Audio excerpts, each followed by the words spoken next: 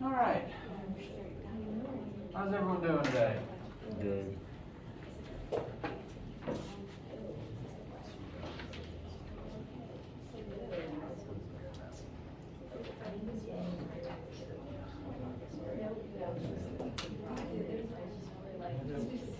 Just one sec.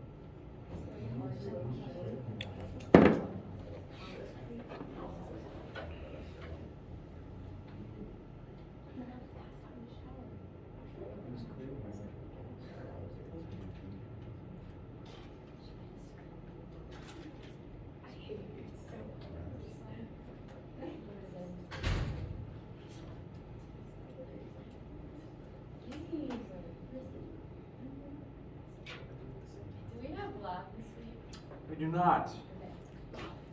So last week I assigned a take-home lab, which isn't due till this Friday. If for some reason you hadn't heard that, I've changed the due date to this Friday.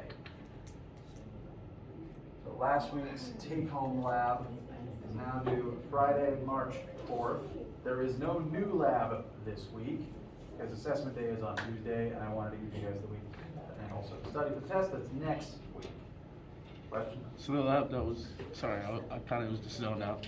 The lab that was due today is now due Friday. Yes. All right, Apologize for being, apologize for changing it, but I wanted to spend more time on the rotation stuff that is on that lab. Okay, gotcha. So, yes, the take-home lab that I assigned for last week was originally due today, is now due March 4th, this Friday. Additionally, I have changed the homework and quiz for Chapter 4 due date from tonight to next Monday, March 7th.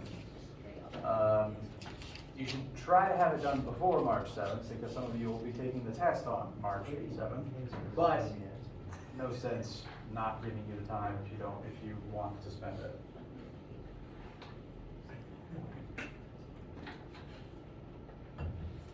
Yes. Have you posted the study guide? I just did. That was what I was fiddling with because it was the one thing I forgot to do in the preps this morning. I apologize.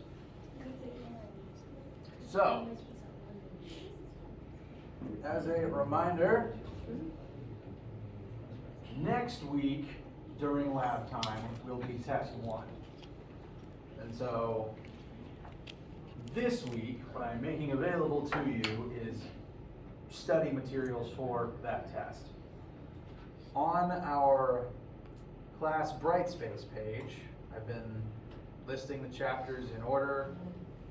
Right now we're in chapter 4, rotational motion, and this is the chapter where the lab is if you need an extra copy or if you lost the file. Below chapter 4 tab is test 1 tab. And it specifically says test 1 on chapters 1 through 4. If you click on the tab itself, you will see a list of all of the myriad topics that will be on this particular test. A couple of them we are still talking about this week, namely centripetal acceleration and torque. Is any of the momentum on the test? I suppose not. Anyway, if the length of this list concerns you, please don't panic about that. This is individually a lot of words, but this is just all the things chapters 1 through 4 that we have talked about. And a lot of it is very interconnected. We use chapter 1 to talk about chapter 2, we use chapter 2 to talk about chapter 3. So the point of this list is just so that you have something to look at and say to yourself, okay, I'm comfortable with this, I've studied this, I might want to review this more, etc., etc. As for the files uploaded within this tab, clicking on the tab itself gives you this list. Clicking on the individual files, we have a formula sheet for test 1, which I probably still need to edit some more because there's probably some constants missing. But it's just a cropped down version of the whole class sheet. It doesn't have like chapters 5 onwards because you wouldn't need them yet. So if you don't yet have a paper copy, I encourage you to run one of these off so that you can bring it to test today. Additionally, beneath that is practice questions. There's a series of questions here that are similar to the types of questions you will have on the test. They are not exactly the same because they cannot be, but they are very similar. I always write the test first and then I make my practice questions so that I make my practice questions based on the test questions so that I know that you are studying the correct formulas and the correct concepts that will be there. So if you are studying and you want extra practice and you think to yourself, gee, what should I be doing to make sure that I understand this? These practice questions. This is the closest thing you can do to study to practice for the test. And uploaded beneath that practice test is an answer key for this practice test so that you can check your work. This is not graded, it's entirely optional. You do not need to do it, but it is very good practice, and while we are studying this week and also during next week too, we can look at some of these questions together if you've been working on some of them and you have some questions. And so this is your hub for test prep, this tab right here on Brightspace. Questions about any of that information?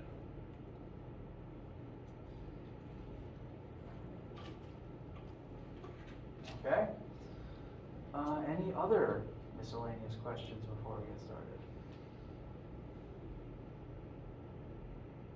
All right.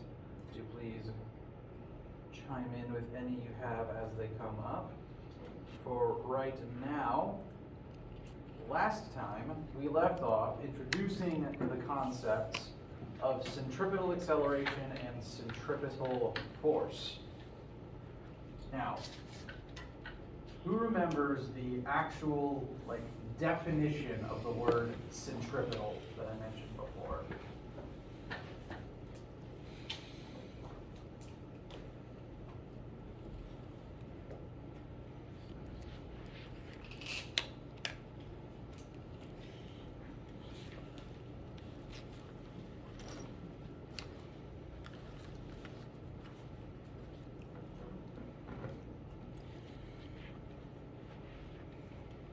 So I want to look at the word itself because this helps me keep straight exactly what this word means. The word centripetal is made up of two root words. The first one is century, and in this particular context, century is going to mean center. So century means center. That's the first word of the official definition. Now, what does petal mean? Seeking. It does mean seeking. Very good. Frankly, that one just doesn't really connect in the English language like the first one does, but centripetal does mean center, seeking. So, the centripetal force is a center-seeking force that pushes an object towards the center of some sort of orbital pathway. Imagine, again, the moon orbiting the Earth.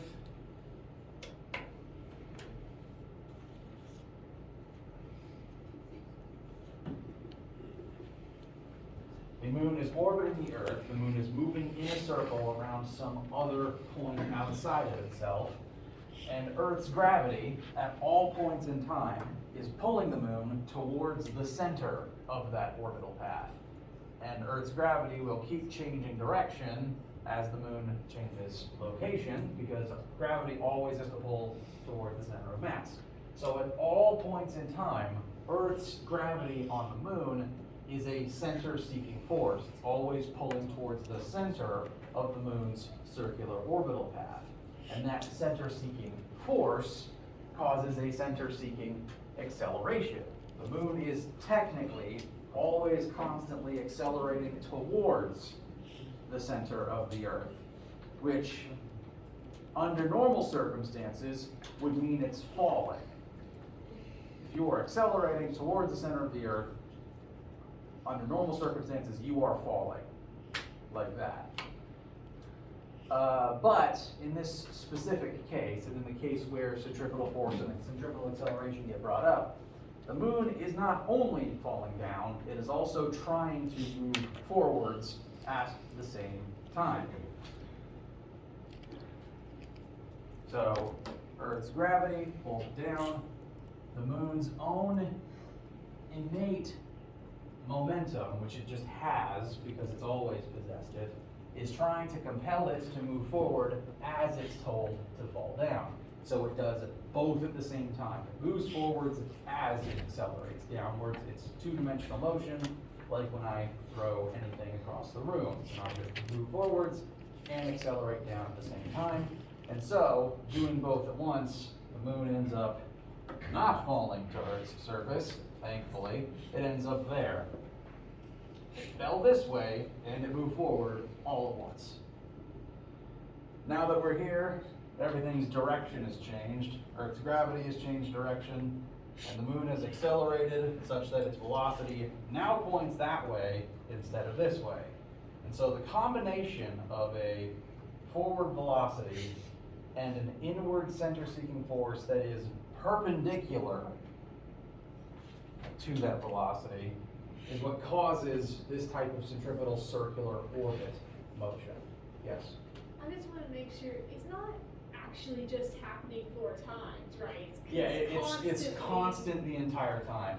The moon, like if we let the moon move forward by 1 second or 1 frame of video, it wants to go here, it's being pulled here, so it goes here instead. After that acceleration, now it's being pulled this way. Its new velocity after having accelerated wants it to go this way, so it goes here instead. And every single frame of that video, functionally, everything is changing directions constantly. The act of moving in a circle like this, the act of turning, is a constant acceleration by definition, because acceleration is defined as the change in velocity. Since velocity is a vector, if you're changing direction, you are changing your velocity. If you are changing your direction, you are constantly accelerating. And that's what centripetal acceleration is. It is the constant acceleration of constant turning. The moon is constantly turning around Earth as it constantly falls around the Earth, not towards the Earth. The space station is in the same situation, so is the satellite, so is the Earth around the sun, all that good stuff. So, in any case where one object is turning outside of itself, this is different to say a wheel, which is rotating about its own central axis in place. The wheel is not moving through space. The wheel is not turning around something else. It's just spinning in place.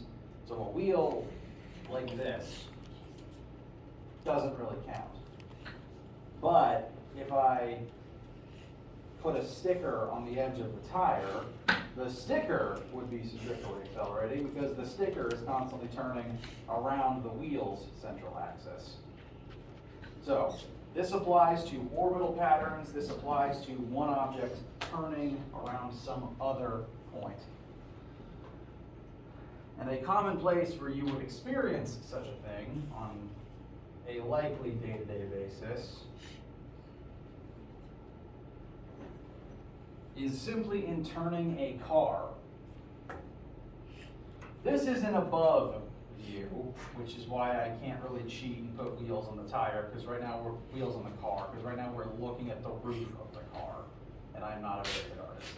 So we are looking down from above. This is the car's roof. Does not have any distinguishing features for that reason. Now, if you are approaching this turn, you want to turn left. School is this way, and you need to be there on time. You want to turn left. If you didn't touch the wheel, if you didn't touch the gas, if you didn't touch the brake, and you were originally moving forwards, what direction would you continue moving in? If the car was moving forwards, approaching this turn, and you changed nothing, what would it continue doing? It would keep moving forwards. That's not a trick question. The car's momentum, the car's inertia, the car's kinetic energy all want it to keep moving in the same direction. But you want to turn left. So what do? You have to physically turn the wheel. That's going to change the direction of the tires.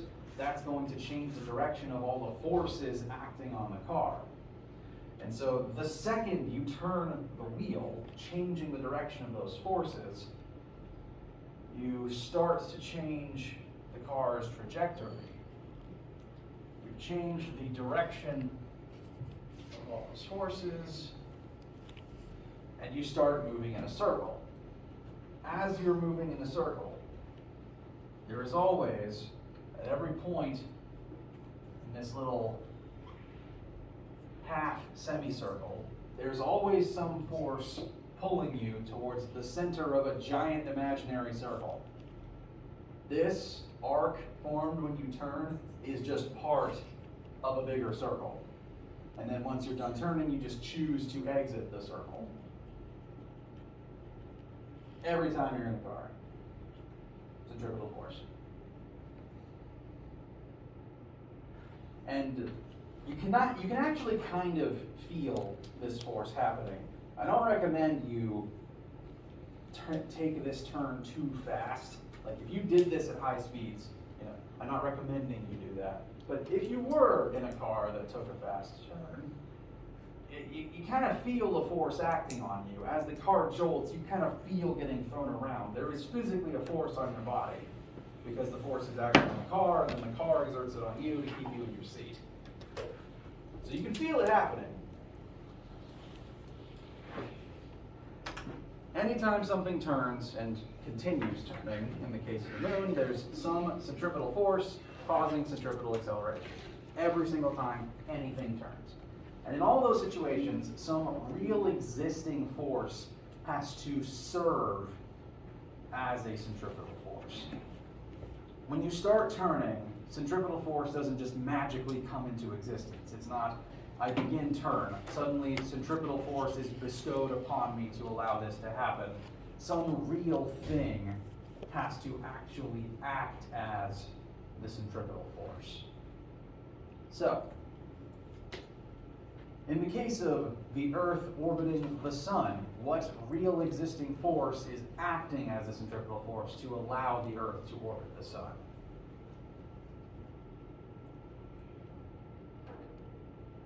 Could you repeat the question? Yes. So, the Earth is currently orbiting the Sun. That means the Earth is always turning constantly in a circle around the Sun. The Earth is constantly turning in that motion. Some existing force acting upon the Earth has to be serving as a centripetal force to allow the Earth to be turning that way. Because the Earth can't do it by itself. The Earth, if left alone, would rocket into space in a straight line. Some actual force has to serve as a centripetal force to allow it to turn. And in the case of the Earth orbiting the Sun, what is that force acting on the Earth that will allow it to turn? Bless you. Thank you. The sun? The Sun's what? Gravitational pull. Very good. Thank you very much. Sorry, I had to leave you there. Sorry. Yes, so the Sun exerts gravity on the Earth. That gravitational force will always point towards the Sun.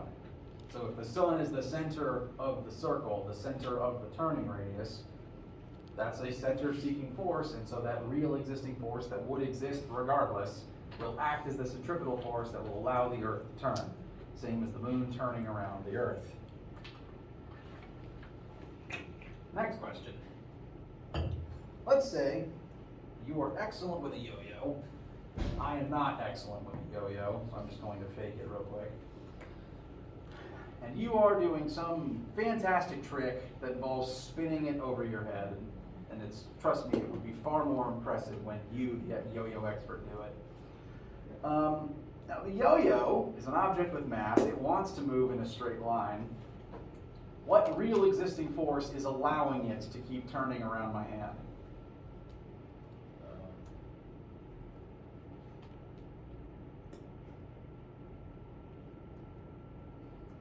Let me ask it like this. What object is currently binding it to my hand? If the yo-yo is its own separate thing on the end of this fake cable, then what is physically tethering it to my hand? String. The string. There's physically something tying the imaginary yo-yo that looks like an aux cord to my hand, and it's the rope connecting them. That rope can exert a force, namely a force of tension. So, whenever you are spinning an object by a string, and that's even if you're just swinging it like this, or even fully vertically, anytime you swing something by a string, that string's tension will act as a centripetal force to allow the object to turn. If that rope wasn't there, the object that would have been connected to it will just fly off in a straight line. It wouldn't turn without the force from the rope. You might have noticed this if you've ever swung anything on the end of a rope and then suddenly the rope breaks. The object flies away in a straight line because the rope, the tension of the rope is what lets it turn. Last sample, a fighter jet turning at Mach 1. This is a very stressful situation for a human being to be in, both in terms of you need to be a trained fighter pilot, but also in terms of there's a lot of forces acting on your body as you do this. And you might have heard about pilots blacking out during high turns because of the stress on your body from the forces involved. As a jet turns in the air, what force is allowing it to turn? It's in the air. There's nothing connected to it. Where must this force be coming from?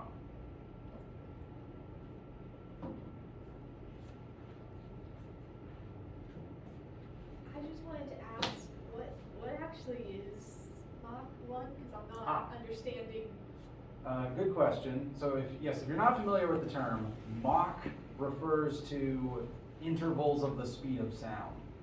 Mach 1, if a jet is traveling at Mach 1, that means it is traveling at the speed of sound. And that's the point at which they start making sonic booms. If you're traveling at Mach 2, you're at twice the speed of sound. Mach 3 is 3 times the speed of sound, so on and so forth. And that's what makes fighter jets so loud, is the sonic boom actually, not just the roar of their engines. Does that answer the question? All right. So, jet moving at very fast speeds. What is allowing it to turn? Some force has to be letting it do this. Where would it come from if this thing is just in midair? This is the tricky one. Is it somehow the actual, like, force for the speed of sound? Like, is it some sort of, like, air force? It is actually a force from the air. It is not the military organization, the Air Force. It is a force from the literal air. Because jets can't fly without air.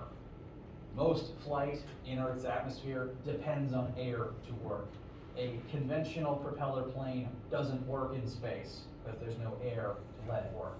That's why you literally need rocket thrusters to fly in space. This is a very poor drawing of a plane from the front. So this is the front window, these are the wings. Again, I'm not an artist, but from the front, if this plane was approaching you, the wings would be flat, they'd be level. And the way that the wings are shaped, they're designed such that as air passes over and under the wings, that generates lift. You're basically controlling the direction of air friction with the way the wings are shaped. And this is why you need wings to fly, and sadly, humans can't just do it themselves. So, shape of the wings, when the plane is tilted just level like this, lets you fly in a straight line. But if you've ever noticed, while maybe you've been in a plane and felt it happen, or you've watched footage of planes in flight, when they turn, it's not as simple as a car turning, where you just turn the wheel and the car stays level and just goes around the bend. The whole plane has to tilt. Has anyone seen that? Or felt it themselves? So as this jet starts turning, it literally has to tilt on its side. As it does this, it actually changes the orientation of the wings, which changes the direction the air exerts a force on the wings. So there's now, with the way that the air is currently moving between the wings and also the tail fin, the air force is now not only pointing up, some of it is now also pointing in the direction you're turning. In this case, if the plane was moving forward and it's banked like this, some of the force would now be exerted that way because of the wing orientation. And now that force is pointing this way, that will allow it to turn in that direction while it's banked like this. So it's literally a force from the air. Without air, flight doesn't work. So I'm calling that redirected lift force. You're taking some of the lift and just literally switching its direction by switching the direction of your wings that is generating that lift. And this is the reason why high-speed jet flight is one of the reasons why it's hazardous to human health. Because as you redirect that force, there's now literally a lot of force acting on your plane to make it turn very fast. There would also therefore be a lot of force acting on your body, because you're in the plane subjected to that same amount of force. And this is why fighter pilots black out sometimes, because when there's that much force exerted on your body, all of your blood tends to rush to certain, well, like if you're turning right really fast, all of your blood is going to rush to the left side of your body, which means it's not going where it's supposed to, namely your brain, and you black out. It's the worst when you're swerving up and down and your blood might rush either all to your head or all to your feet. And then there's just none in your head, and then you're not awake anymore. Questions so far? What's the fastest possible speed like a human can go on it? That's a great question. I don't have a quick answer to that. Although if I had to guess, if the question is just the fastest a human has moved, my guess is it would either be on one of the rockets going into space. You have to be moving very fast to actually break through the atmosphere and break past a certain level of Earth's gravity. Or alternatively, you know the story of that guy who skydived basically from orbit? I think that was the fastest a human had moved unassisted. Because just falling, he broke the sound barrier. He was traveling at least Mach 1. I am now going to Google fastest speed a human has gone. And the answer is, okay, I was right, it is a rocket ship.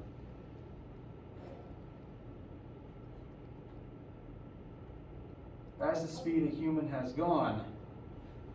Fastest speed at which humans have traveled is approximately 40,000 kilometers per hour, which is approximately 25,000 miles per hour. This was the command module of Apollo 10 rocket ship. Takes a lot of fuel and a lot of kaboom to actually get into orbit. I'm going to try to convert that into meters per second real quick, because then I can tell you what Mach that is. I know that the skydiver falling at Mach 1 is the fastest a human has gone unassisted.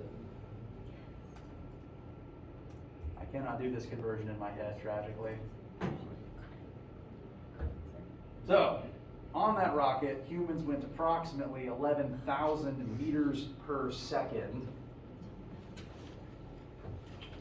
Thankfully straight up and not turning. If you were turning at that speed, you would be paced.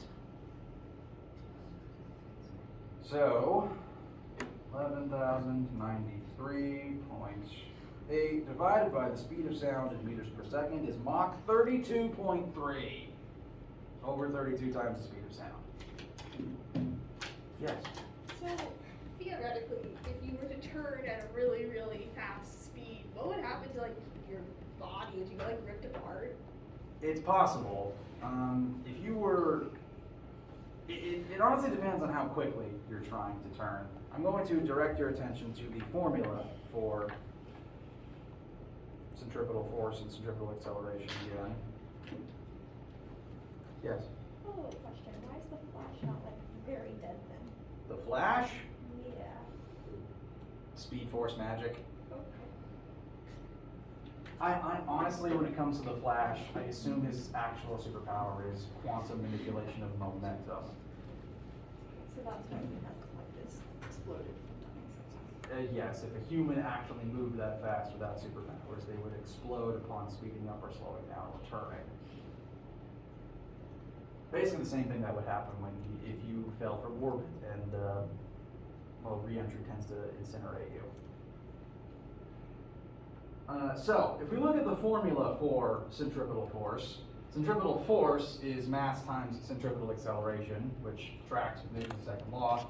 Centripetal acceleration is equal to your velocity squared divided by your turning radius.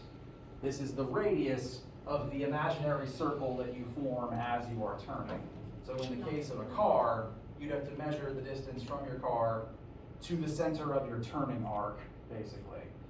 In the case of moon orbiting Earth, that would be the distance from the moon's center of mass to the Earth's center of mass, just the radius of the circle you form. And this means that there's more centripetal acceleration and more centripetal force the faster you're turning. You drive up centripetal force by turning quickly and by turning with a very small turning radius. If you bank with a huge turning radius, you will tend to be safer. If you've been in a car and undergoing this, it's the difference between turning the wheel gently and turning over a large area, a large arc radius, versus cranking the wheel and then suddenly you're immediately doing a donut. That's a much smaller turning radius you're dividing by a smaller number. That's going to drive up the centripetal acceleration and the centripetal force. So if you are moving at very high speeds, the safest thing to do is to have a gigantic turning radius, which is what commercial airlines do. If you've ever just flown a normal commercial airplane, like on a Boeing 747 or something, you probably felt the wings tilt, you are now turning above the airport, and it feels like you're on the other side of the city before you're done turning and you tilt back to normal. Giant turning radius, because you don't want to turn your passengers into gelatin. The smaller your circle, the faster you want to finish your turn, and the smaller your circle is because of that, the harder you crank the wheel, basically, the more force is involved in that. You probably felt that if you just cranked the wheel really hard in a car, or been in a car when someone else did that. So if you're on a rocket moving at Mach 32, it's safest to simply travel in a straight line. You will survive moving in a straight line as long as you do not hit something and immediately slow down. The danger comes from turning. Because as soon as you're turning, there's some centripetal force acting on you, and if there's a force acting on you, well, if it's a large amount of force, it will, I say turned into jelly a few times. The issue is if your body collides with the side of your ship. Because if the ship starts turning, there needs to be some force carrying you with it. If that force is you hitting the wall of the ship, then you're dead.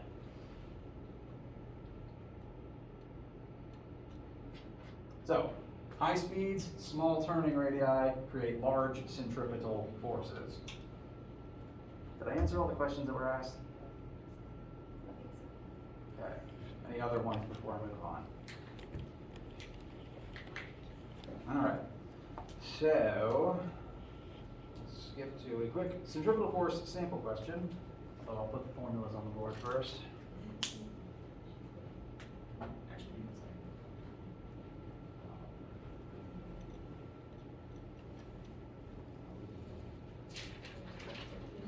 So let's dial back from big, dangerous, explosive airship centripetal force to a simpler time when centripetal force was primarily used to create weapons, slings basically.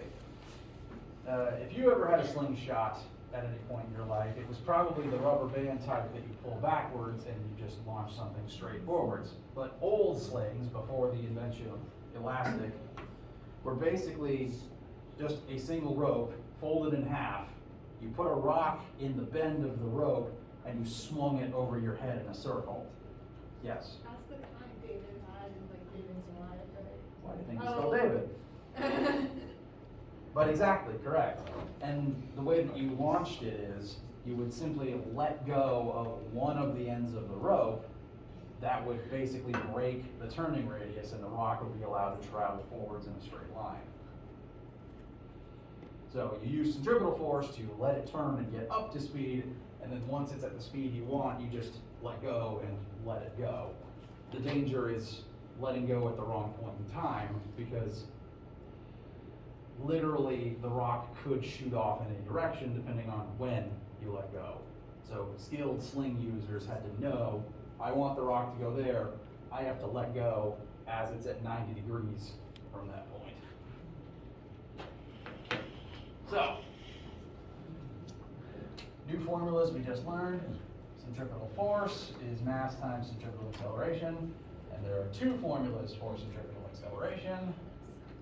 V squared over turning radius, or alternatively, omega squared times turning radius. Those two formulas mean the same thing. They derive from the same source. Which one to use is just a question of what you know. In this case, we have a sling with a known radius. This is going to be its radius in use. So, if I were to very hastily draw a very bad picture,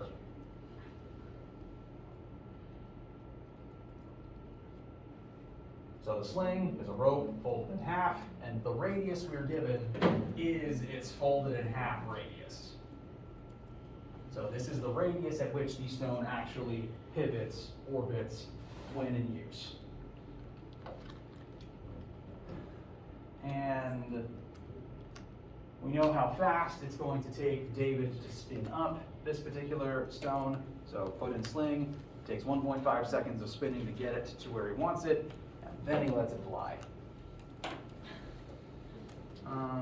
We know the mass of the rock, and it's going to leave the sling at 50 meters per second, which is very, very fast. So, initial velocity, linear, is 0. It wasn't moving at first. After being spun and launched, now it's moving at 50 meters per second in a straight line. And we have stone mass. I go ahead and convert that to kilograms. No, it's 30. And we have turning radius. We go ahead and convert that to meters. So, our first question, what will the rock's linear acceleration be? If we were just tracking its linear acceleration from 0 to 50 over 1.5 seconds, what would that value be?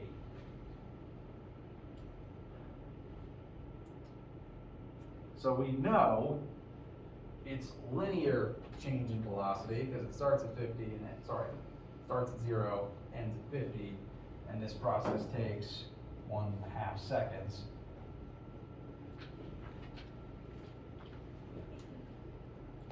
We have everything we need to find its linear acceleration, our old-fashioned English A acceleration, because we know its change in speed and we know how long that took.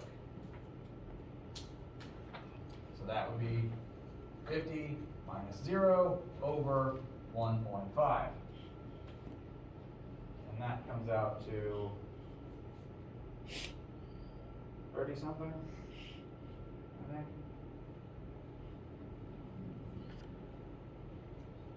Yes, 33.33.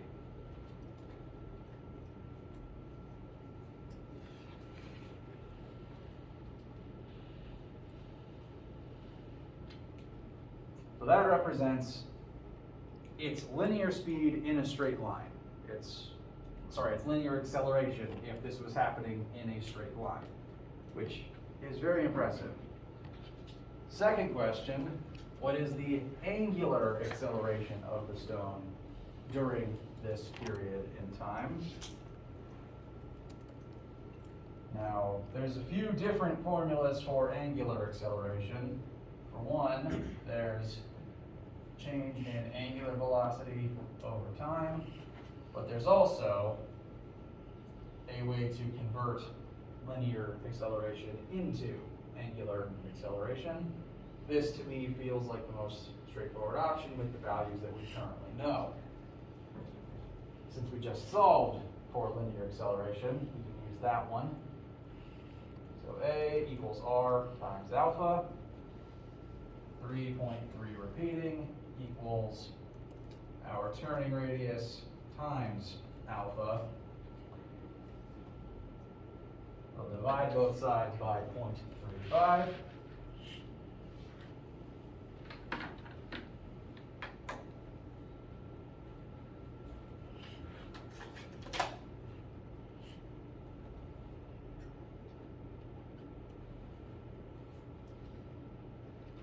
And that will give us an angular acceleration of 95.24 radians per second.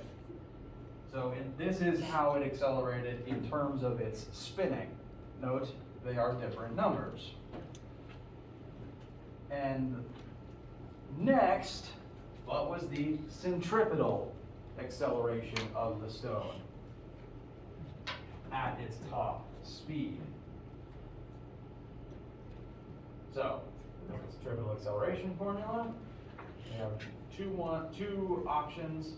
We don't actually know any of its angular speeds officially. We could find them, but we do know its linear speeds. So I recommend we use this version. Centripetal acceleration equals linear speed squared divided by turning radius. Note that centripetal acceleration uses a old-fashioned English A with a subscript C. It is not an alpha, it's a normal A.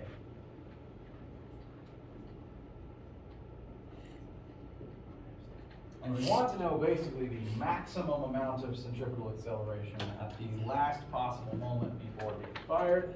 And so we will use the last possible linear velocity that we know before it was fired. So v squared will be 50 squared over our turning radius of 0.35. This will give us a very big number.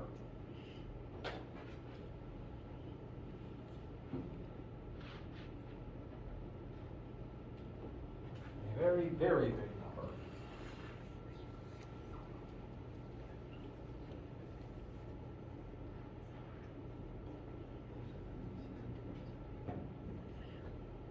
$7,142.9 functionally meters per second squared. There's two things I want you to take away from this. One, all three of these accelerations are different numbers, which is occasionally frustrating because it does mean that you have to find them separately and then keep straight which one is which and what it means.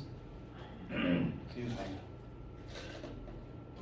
The linear acceleration simply represents its change in velocity, its functional change in velocity if we were tracking in a straight line. Angular is its change in spin. Centripetal acceleration is a measurement of how much its direction is changing every single second. And this is a pretty short sling. It's 35 centimeters isn't a lot. So this thing is changing direction rapidly every single second. And that's what the final resulting large number represents. It is changing direction constantly every single millisecond, basically.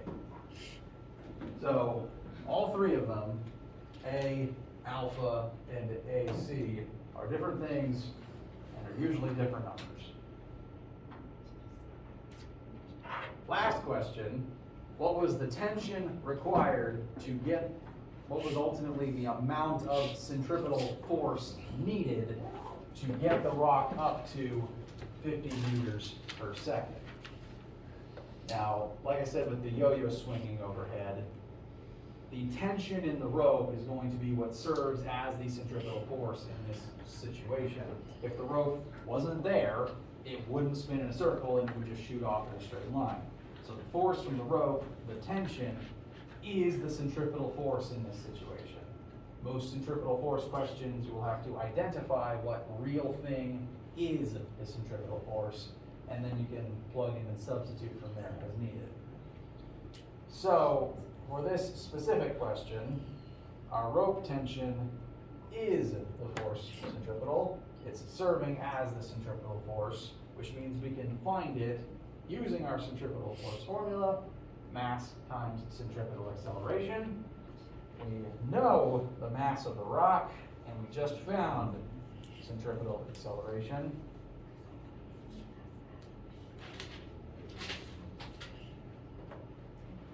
Where's my calculator?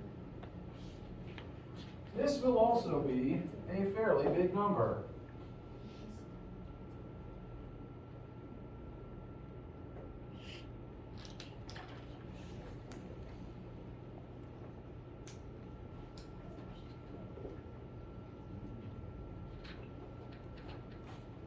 Approximately 2,142.9 newtons. For a sense of scale, that's about twice what I weigh. So that sling was outputting enough force to lift two of me, and all of that force was then used to chuck a rock at the enemy's head.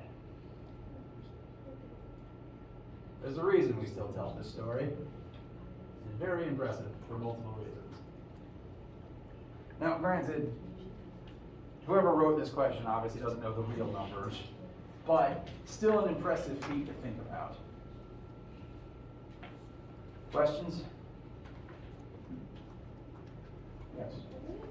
I did none of the same work, but got all of the same answers. Ultimately, yes. If you were to say to convert, I'm just giving one example of an alternate pathway. Convert linear velocity into angular velocity, which would be 0 and